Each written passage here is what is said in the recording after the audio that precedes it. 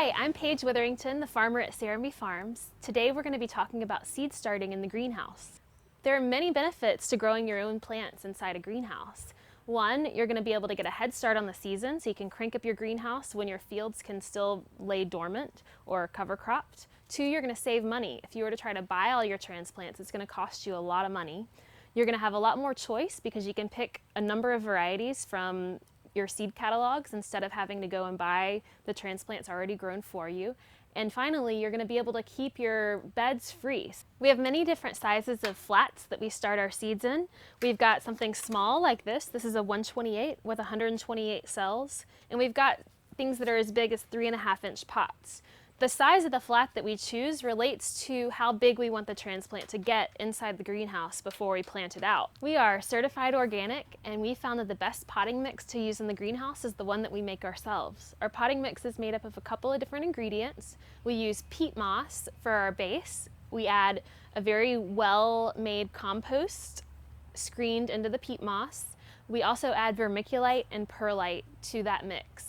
Because the peat moss is very acidic, we add a little bit of lime to counterbalance the acidity, and we also add an all-purpose certified organic fertilizer as well.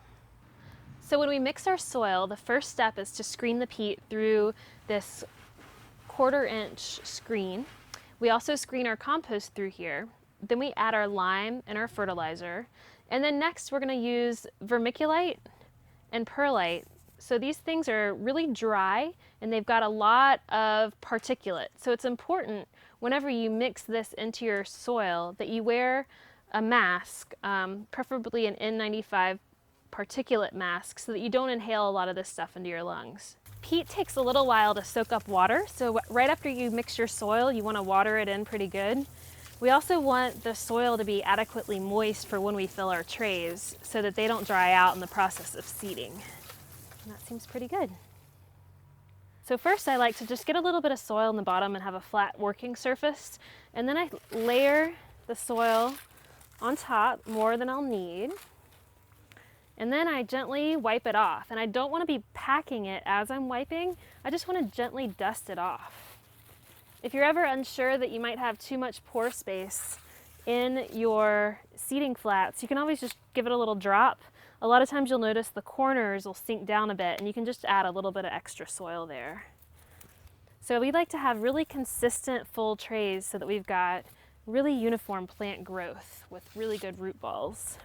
So we're seeding lettuce today. So I like to make just a really gentle indention because lettuce needs light to germinate, and if we bury the seeds too deep, when we water, the soil will wash just right on top. When you're filling your trays with seeds, it's really important to note on the seed packet what the germination percentage is. If it's under usually about 85%, we put 2 seeds per cell to ensure that we're not wasting a lot of empty space in the greenhouse. If it's above 90%, we're really comfortable with just doing 1 seed and maybe 2 every once in a while. So we use mini blinds for our tags. You can write on these with the industrial Sharpie. So I'm going to label this. We're going to be seeding Marshall romaine lettuce. So I'll just write Marshall and today's date. So this is one of the most simple seeding devices that you can really use besides your hands in the greenhouse. It's got all these different hole sizes so that you can choose which one matches the seed size of what you're trying to put into your cell. It's also got this little bumper here, and you'll see as I'm seeding that the seeds kind of slow down at that point, so you can really be gentle and just roll one off at a time. These tend to work really well with lettuce and more odd-shaped seeds. So this germination percentage is about 90, so every time I'm aiming for 1, but if I get 2, then I know that if something doesn't germinate elsewhere, I can always move that double there. I also make an attempt to get the seed in the center of the cell, so that when it grows, its roots can grow out in all directions. It makes for a much more uniform transplant.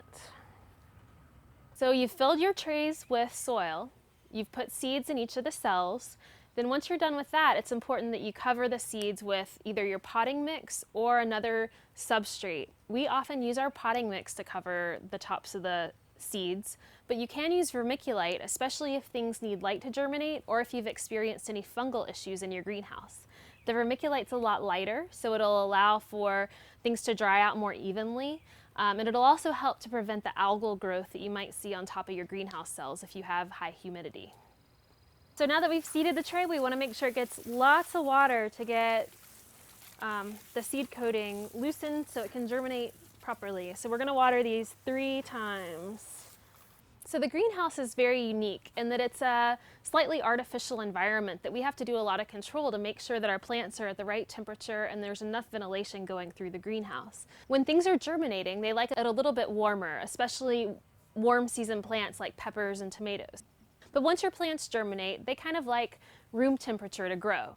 So it's important that we, 1, can heat the greenhouse when it gets cold, especially in the nighttime, and 2, that we can provide enough ventilation so that we can let a lot of the hot air out of the greenhouse during the daytime. So we have a couple of features that help us with this. And we've got a high efficiency heater hanging from the back of our greenhouse. The heater will blow warm air in. It's on a thermostat, so we can set the minimum temperature that we want the greenhouse to get to. We also have a great insulation of 2 plastic layers, and we've got a little blower fan that pumps air in between the 2 layers, which allows for much more insulation. We get a really high R value from the insulation of the top layer of the plastic. On a warm day like today, we're really thankful that we've got a greenhouse that can open up on both sides and the front and the back. And this provides a lot of cross ventilation. Without these roll-up sides, a lot of our spring plants would be really too hot in here. So we also have a mechanical type of ventilation. We've got 4 half fans. HALF stands for horizontal airflow. These fans provide a circular type of ventilation, especially when the greenhouse is closed. It can get very humid, so it keeps the air stirred up. It also dries the plant leaves, which helps with disease. It also keeps the plants shorter and stockier, and they're able to access the gases they need. Water management is a really important part of the greenhouse. You want to make sure that things get adequate water and that they stay evenly moist, but you also don't want to overwater. If you overwater, you're going to open up a whole host of problems. We typically saturate everything in the morning. Make sure that the plant is wet from the top to the bottom, and then we let it dry out throughout the course of the day. And we'll come in mid-afternoon and we might touch up a couple of edges or corners or some smaller celled things that have dried out, but we really try to focus on one big watering in the morning. So you've got some really beautiful plants, and then it's time to plant them out. You're going to be able to tell that they're ready to plant out because their roots will have filled up the whole cell.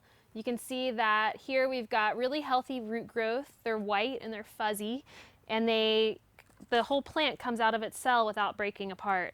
The next step, after we know that they're about to be ready to plant out, we're going to harden them off. And that's the process of moving them outside so they can get exposed to good airflow and full sunlight. In this greenhouse, it's only getting about 80 to 85% of the light that it would outside, and it's not getting full wind exposure. The next step before we put them into the ground is to water them.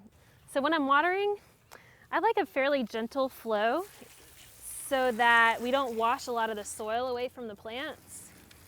And I like to stay really consistent with the pattern. I kind of like this flat head watering nozzle because then it keeps the water in line, and I know that everything's getting about the same amount of moisture. So now you've got a full greenhouse of healthy plants. It's a great way to kick off a successful season.